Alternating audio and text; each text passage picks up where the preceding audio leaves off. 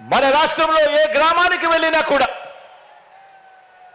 మీ ఇష్టం, కుప్పం నుంచి ఇచ్చాపురం దాకా మీ ఇష్టం, ఏ గ్రామమైనా తీసుకోండి. మన రాష్ట్రంలో ఏ గ్రామానికి వెళ్ళినా కూడా ఆ గ్రామానికి చంద్రబాబు గారు ఏం చేశారు అని అంటే చెప్పటానికి ఏమీ కనిపించదు.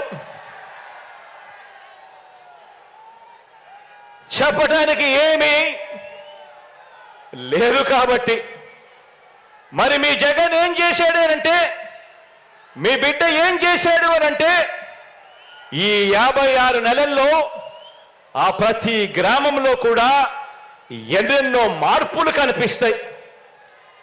ప్రతి గ్రామంలో వచ్చిన ఒక గ్రామ సచివాలయం కనిపిస్తుంది. ఆ గ్రామంలో అడుగు పెట్టిన వెంటనే అందులో 540కి పైగా పౌర సేవలు, అందులో దాదాపుగా 10 మంది మన పిల్లలే శాశ్వత ఉద్యోగాలు చేస్తూ చిక్కటి చిరునవ్వుతో కనిపిస్తారు. ఈ శాశ్వత వ్యవస్థను మన గ్రామాలకు తీసుకువచ్చింది ఈ 56 నెలల కాలంలోనే, మీ బిడ్డ ప్రభుత్వంలోనే అని ప్రతి ఇంటికి వెళ్ళి చెప్పండి. ప్రతి ఇంటికి వెళ్ళి చెప్పండి. ఎక్కడా కూడా కరప్షన్ లేకుండా, ఎక్కడా కూడా లంచాలు లేకుండా, ఎక్కడా కూడా వివక్ష లేకుండా, ఇంటింటికి 1వ తారీఖున ఉదయాన్నే పెన్షన్ అయినా కూడా, పౌర సేవలైనా కూడా,